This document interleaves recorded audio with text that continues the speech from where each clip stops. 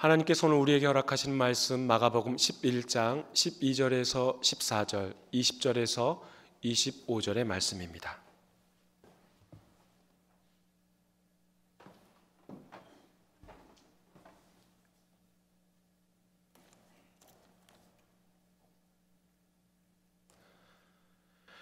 하나님의 계시의 말씀을 한 목소리로 받들어 읽겠습니다.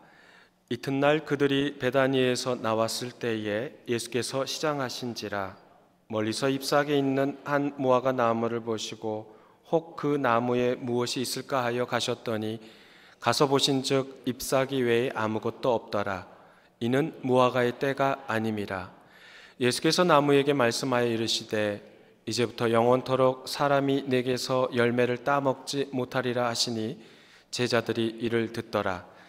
그들이 아침에 나아갈 때 무화과 나무가 뿌리채 많은 것을 보고 베드로가 생각이 나서 여짜오되 랍비여 보소서 저주하신 무화과 나무가 말랐나이다. 예수께서 그들에게 대답하여 이르시되 하나님을 믿으라.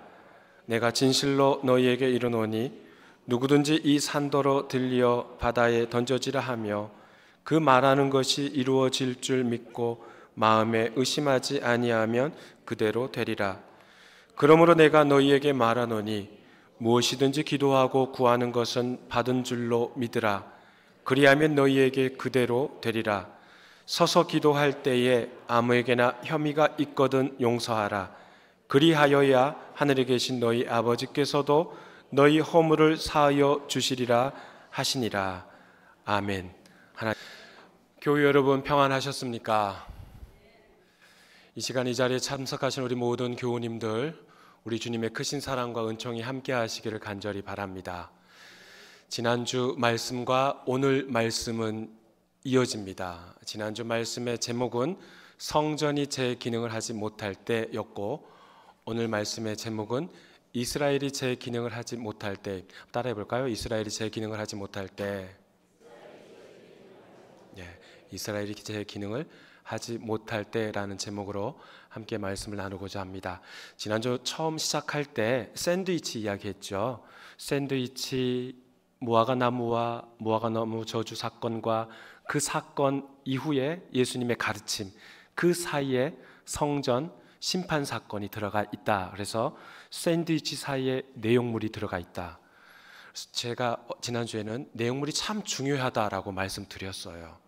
근데 가만히 보니 또 검색해 봤어요. 빵도 중요하더라고요.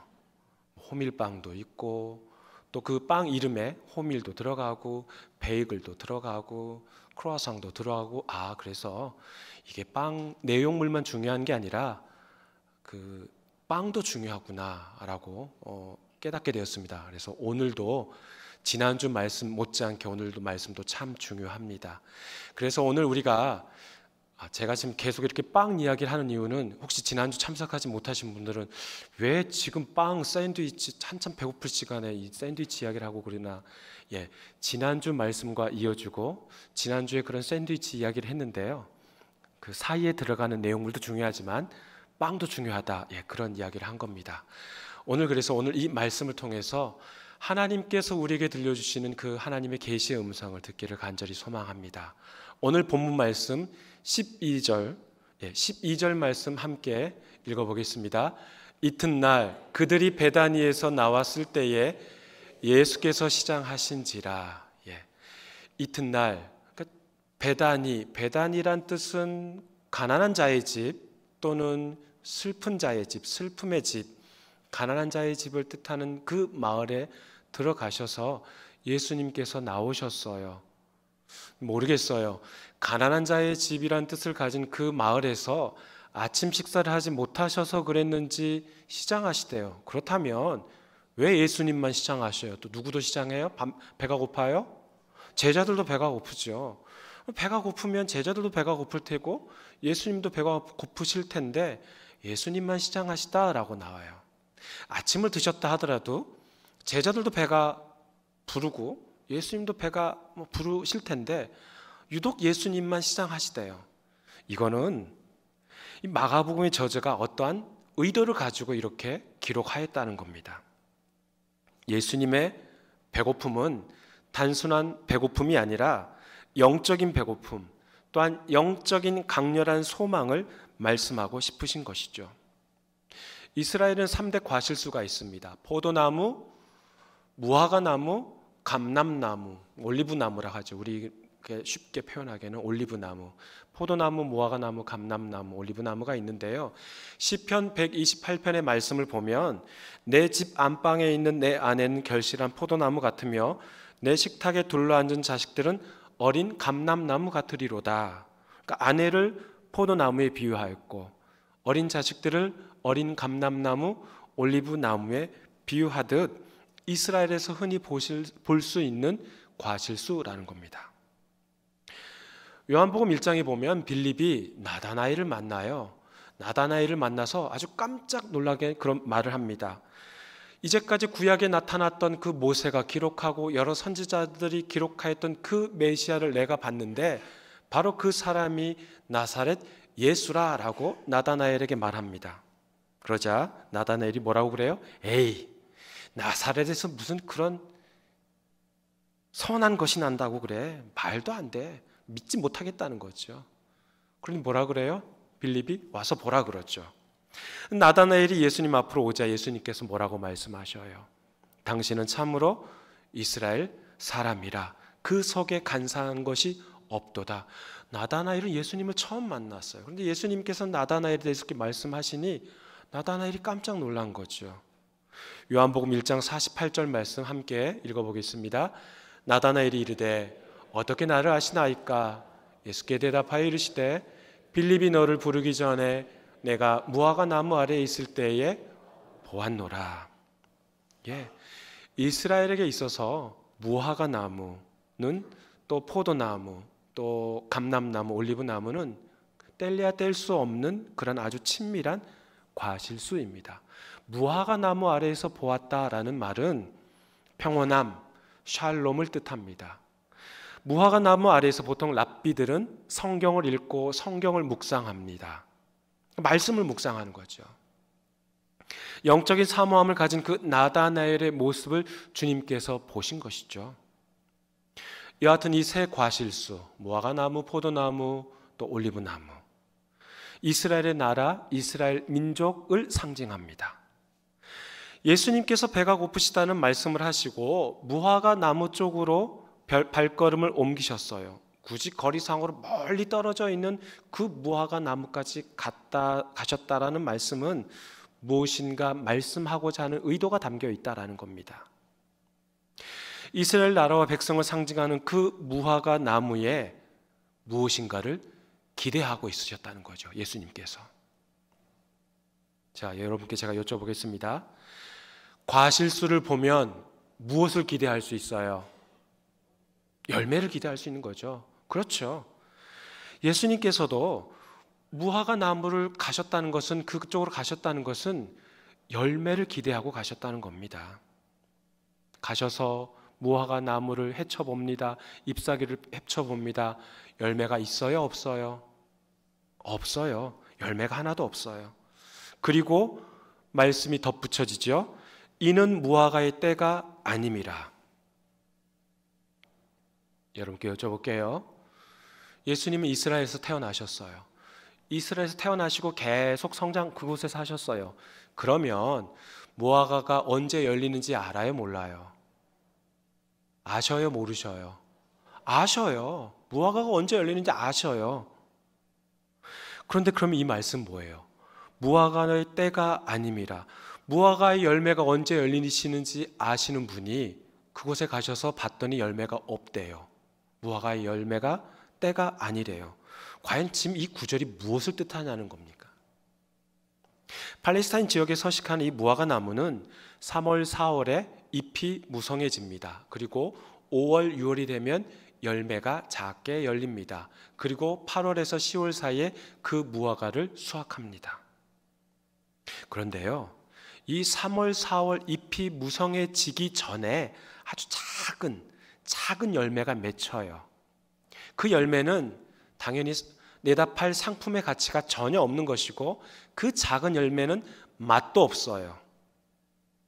지금 예수님께서는 그 열매를 찾고 계시는 거예요. 예수님께서는 그 작은 열매, 볼품없는 열매라도 보고 싶으셨다는 겁니다. 예수님과 제자들은 갈릴리에서 출발하여 요단 동편으로 건너가셨다가 다시 요단강을 건너 요단 서편으로 오셔서 여리고를 경유지로 삼아 이제 예루살렘까지 오셨습니다. 유월절 절기에 맞춰 오신 거예요. 유월절이 언제쯤이에요? 우리 부활절하고 비슷해요. 3월에서 4월입니다. 그러니까 무화과 나무에 잎이 무성해지는 때이면서 그 작은 열매가 맺혀 있는 때라는 거예요. 예수님께서는 그 작은 열매라도 맺혀 있는지 보러 가셨는데 가서 보시니 잎사귀를 헤치고 보시니 그 열매조차도 없는 거예요. 그 작은 열매, 볼품없는 열매, 맛도 없는 열매 하나라도 찾아보신 겁니다. 오늘 말씀 13절에 무화과의 때가 아니라는 그 말은 무화과의 수확의 때가 아니다, 무화과 제철이 아니다라는 뜻입니다. 연근 과실, 수확철은 8월에서 10월이니 예수님께서는 애초부터 그런 풍성한 열매를 바라고 가신 것이 아니죠. 그저 작은 열매, 볼품없는 열매라도 보러 가신 겁니다. 그래서 주님께서 나무에게 뭐라고 말씀하셔요? 14절 말씀 함께 읽어보겠습니다. 예수께서 나무에게 말씀하여 이르시되 이제부터 영원토록 사람이 내게서 열매를 따먹지 못하리라 하시니 제자들이 이를 듣더라. 서두에 말씀드렸습니다. 무화과 나무는 이스라엘을 상징합니다.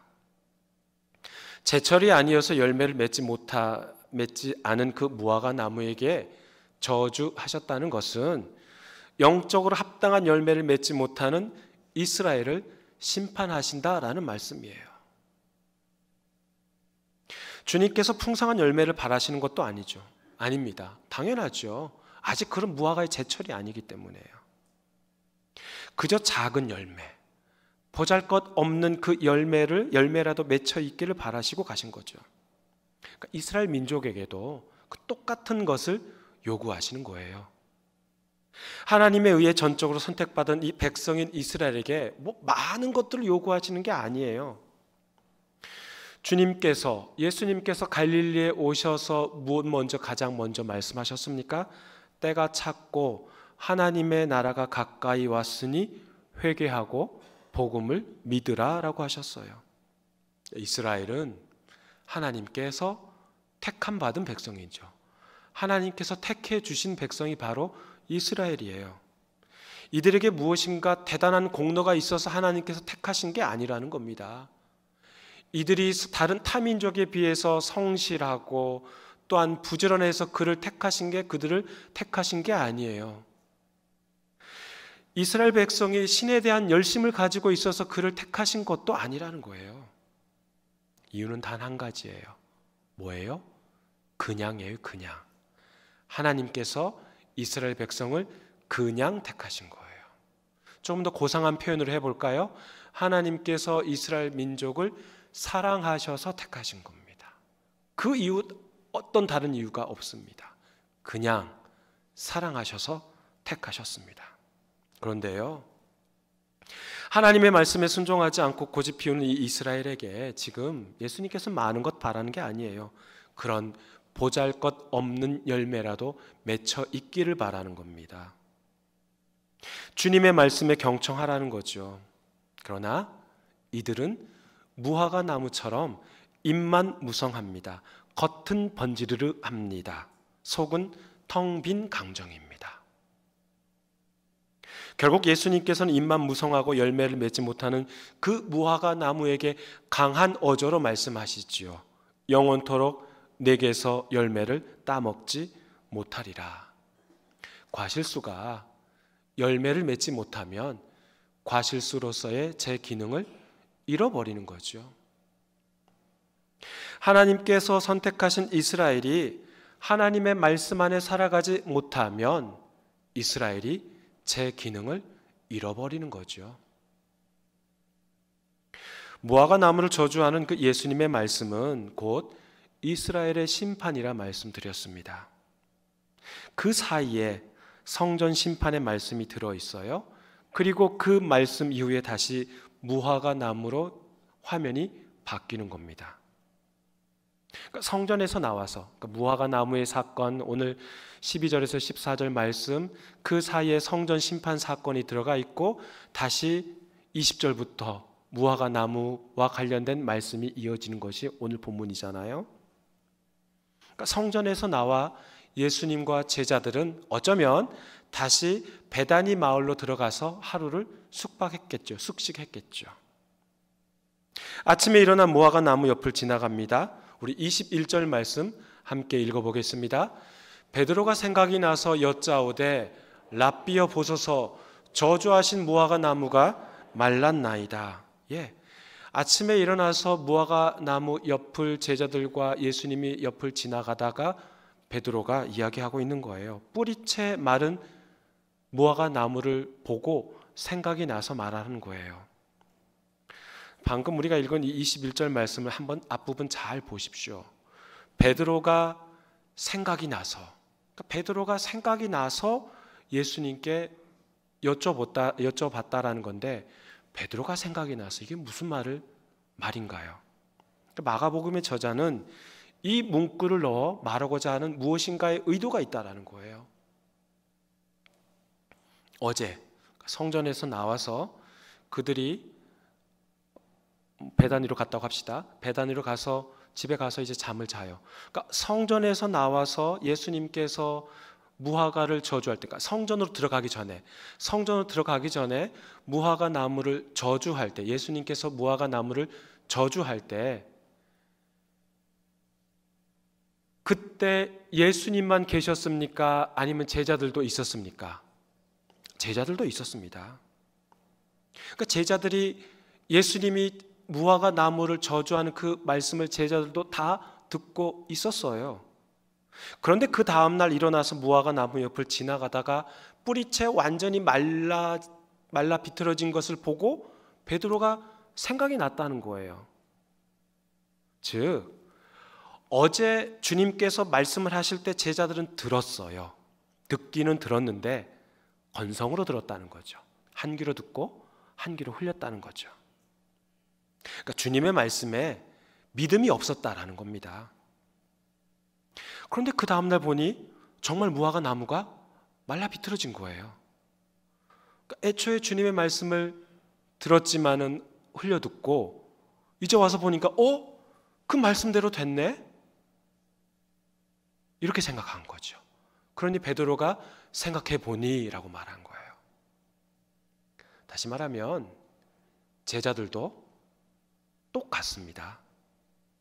영적인 갈급함이라고는 하나도 없어요.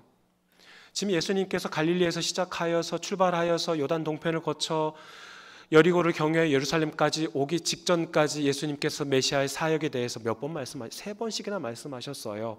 각각의 그 제사장들과 장로들과 서기관들에게 붙잡힘을 당하여서 박해를 당하고 이방인들에게 넘김을 당하여 중임을 당하고 사흘 만에 살아나시려는 그 메시아의 사역에 대해 세 번씩이나 말씀하셨는데도 제자들은 어떤 생각해요? 예수님 가시면 양측의 자리, 두 자리 우리에게 좀 주십시오라고 부탁하는 겁니다.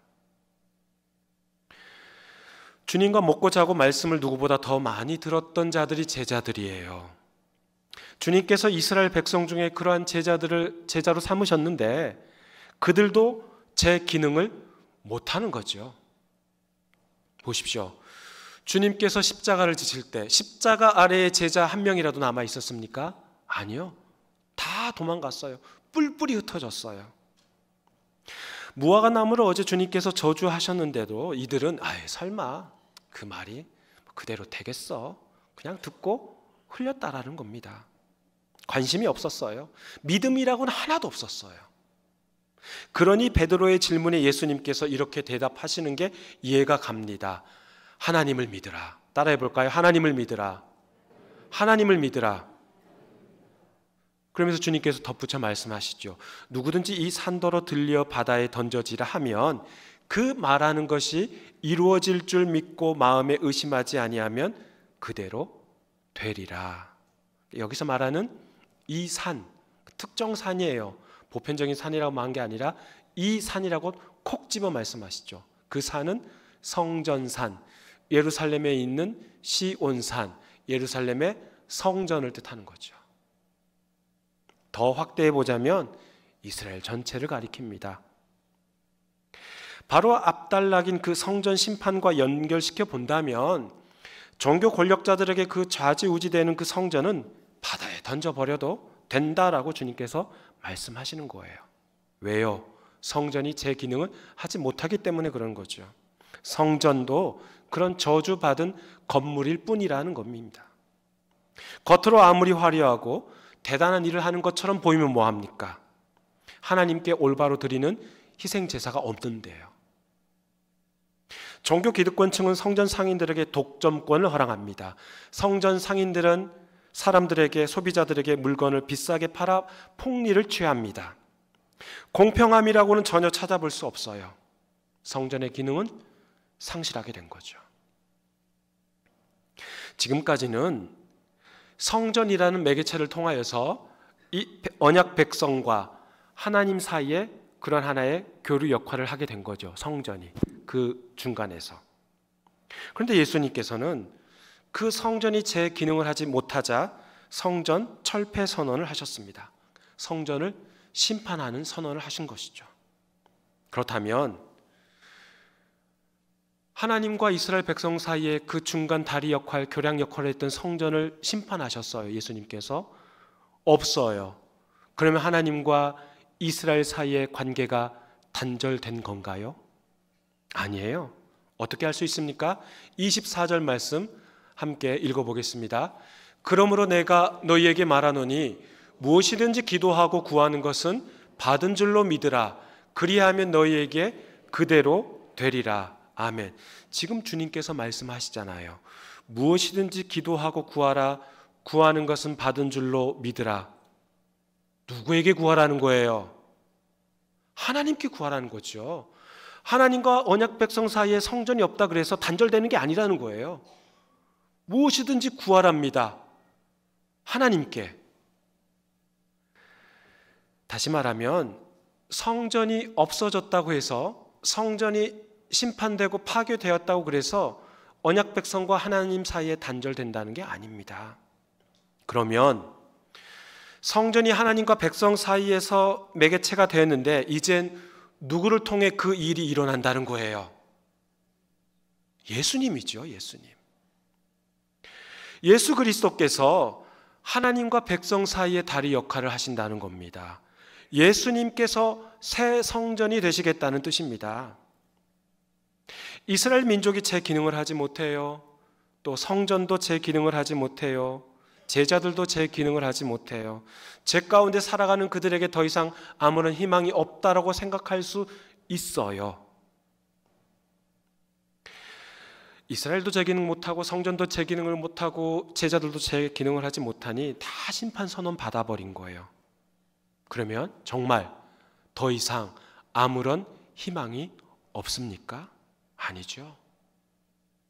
죄 가운데 죽을 수밖에 없는 백성을 위해 예수 그리스도께서 친히 십자가를 지고 죽음의 불구덩이로 들어가신 겁니다. 우리의 죄를 용서하시기 위해, 제 기능을 하지 못하는 백성들을 위해 주님께서는 제 기능을 하도록 우리에게, 이스라엘에게 다시 한번 기회를 허락하신 것이죠. 새 성전이신 예수님께서 이스라엘을 새 예루살렘, 새 이스라엘로 만드시겠답니다. 할렐루야. 그러면서 우리 주님은 믿음만 강조한 것이 아니라 기도 또한 강조하시죠. 즉 쉽게 말하면 원하는 것 있으면 다 기도해라. 원하는 것 있으면 다 구해라. 단 조건이 있다. 그 일이 이루어진다는 것을 믿으라라는 겁니다. 믿음도 없이 기도하는 것은 아무 소용없다는 일이죠. 베드로는 무화과 나무가 뿌리채 말랐다라고 말했습니다. 그런데 예수님께서는 거기에 대해서, 믿음과 기도에 대해서 말씀하셔요. 마치 이게 동문서답 같아요. 예수님, 어제 그 말씀하신 그 무화과 나무가 뿌리채 말라버렸네요. 그랬는데 지금 하나님을 믿으라. 그리고 지금 기도에 대해서 말씀하신단 말이에요. 이게 지금 말이 안 되는 것 같아요. 왜 그렇게 말씀하셨을까요?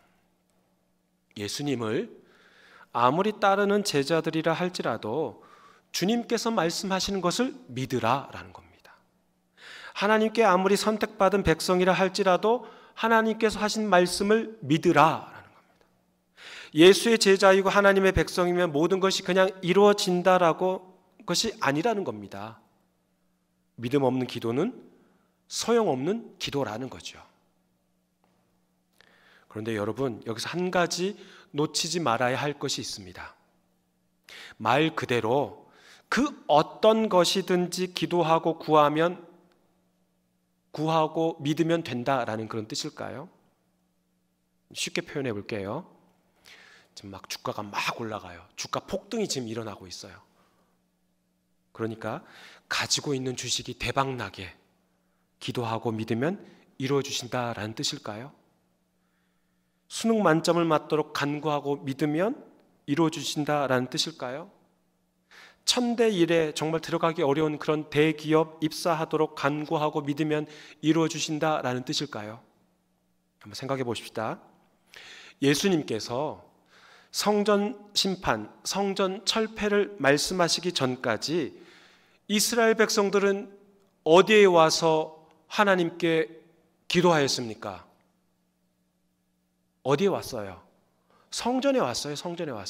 성전에 와서 하나님께 간구했습니다. 그렇다면 성전에 와서 하나님께 간구했을 때 방금 제가 말씀드린 그런 쉬운 그 언급한 내용들, 그런 걸 가지고 기도 제목 삼았을까요?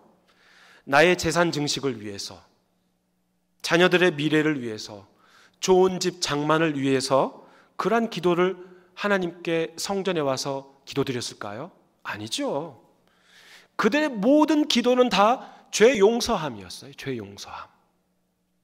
자신이 지은 죄를 용서해 주시고 깨끗한 마음으로 살아가도록 도와주옵소서, 그런 기도 제목이었다는 겁니다. 예전에는 자신이 가지고 온 그 동물, 동물을 그 도축되는 것을 두 눈으로 보았습니다. 자신의 죄를 대신해서 껍질이 벗긴 채 제단에서 불 타는 것을 직접 두 눈으로 보았어요. 그러면서 주님 앞에 죄 사함을 위해 기도한 것이죠. 자신의 죄를 뒤집어 쓴 채 불에 타는 희생 제물을 보고 주님, 이번에는 꼭 승진입니다. 주님, 이번에는 주가가 이렇게나 올랐는데 제 거도 좀, 제가 가지고 있는 주식도 좀 오르게 해 주십시오. 주님, 이번에는 좀 뭐가 좀 안 되겠습니까? 대박 좀 터뜨려야 되지 않겠습니까? 그런 기도 제목 가지고 기도를 했다는 게 아니에요. 그 불에 타는 희생 제물을 보고 어떻게 감히 그런 기도를 하겠습니까? 주님, 저 대신 나의 모든 죄를 다 짊어지고 저 양 한 마리가 지금 불에 타고 있습니다. 하나님, 저도 저렇게 타야 되는데 저놈이 대신 저를 위해서 죽고 있지 않습니까? 타고 있지 않습니까? 저의 죄를 용서해 주십시오. 그런 기도를 한 것이죠. 그런데 주님께서 말씀하신 것이 무엇이에요? 성전이 제 기능을 하지 못하니 이제는 그런 희생 제물 드릴 필요가 없다라는 거예요. 이제 곧 예수께서 당신이 직접 희생 제물이 될 테니 더 이상 제물 가져올 필요 없다라는 거죠. 예수께서는 백성들에게 하나님께 간구하면 전적으로 믿으라고 말씀하십니다. 예수님께 용서함을 구하고 이스라엘 백성으로서 제 기능과 역할을 하고 살아내라고 주님 말씀하시는 거죠. 이게 은혜입니다. 제 기능을 하지 못하는 이스라엘, 제 기능을 하지 못하는 그런 성전, 제 기능을 하지 못하는 이스라엘 민족과 백성들을 새 이스라엘로 주님께서 부르시겠다는 겁니다. 사랑하는 교회 여러분, 오늘 설교 제목 이스라엘이 제 기능을 하지 못할 때에서 이스라엘 대신 나를 넣어 보십시오. 나를 대입해 보십시오. 내가 제 기능을 하지 못할 때 어떻게 됩니까? 우리 주님께서 나에게, 우리에게, 구원받은 백성으로 살아낼 수 있도록 다시 한번 기회를 주신다는 겁니다. 오늘 25절 하반절에서 하늘에 계신 너희 아버지께서도 너희 허물을 사하여 주시리라 라고 나오잖아요. 나는 연약합니다. 나는 불완전합니다. 허물 많은 죄인입니다. 그러나 주님께서는 완전하시기에 나의 허물을 덮어주시고 용서해 주시는 분이십니다. 그런 은혜가 우리에게 가득 넘칠 줄 믿습니다. 무화과 나무 저주 사건은 하나님께 선택받았음에도 합당한 열매를 맺지 못하는 그런 이스라엘을 심판하시겠다는 말씀이에요. 그러나 그렇다고 해서 심판으로 완전히 끝내시겠다는 게 아니라 하나님께서는 그렇게 심판하시고 우리를 모두 이스라엘 백성들을 유기시키고 다 방치시켜버리고 내버려 두시겠다는 게 아니라 우리 주님은 허물 많은 우리를 참으시고 용서하시고 끝까지 붙들어 주시는 분이심을 믿습니다. 이것이 바로 구원받은 백성을 끝까지 놓지 않으시겠다는 그러한 하나님의 열심입니다. 새 이스라엘 백성으로 부르시는 하나님의 열심이라는 겁니다. 이런 주님의 다함 없는 사랑과 다함 없는 은혜를 흠뻑 받아 그 은혜를 흘려보내는 주변에 있는 사람들에게, 우리 남편에게, 자녀들에게, 아직까지 예수를 알지 못하는 자들에게 그 은혜를 흘려보내는 축복의 통로, 사랑의 통로가 되시는 저와 여러분이 되시기를 주의 이름으로 축원합니다. 하나님 아버지 감사합니다. 이스라엘이 제 기능을 하지 못할 때 그저 그들을 심판하시고 끝내는 것이 아니라 우리 주님께서 십자가를 지시고 희생 제물이 되셔서 우리 모든 죄를 다 사하시고 새 이스라엘, 새 예루살렘 주민으로 성읍으로 백성으로 삼아 주시니 감사합니다. 내가 제 기능을 하지 못할 때 주님 우리를 그저 내버려 두지 않으시고 구원받은 백성으로 우리를 이 자리에 불러주셨사오니 그 받은 은혜에 감사하여 그 은혜를 흘려보내는 구원받은 백성 축복의 통로로 삼아 주옵소서. 예수님의 이름으로 기도하옵나이다. 아멘.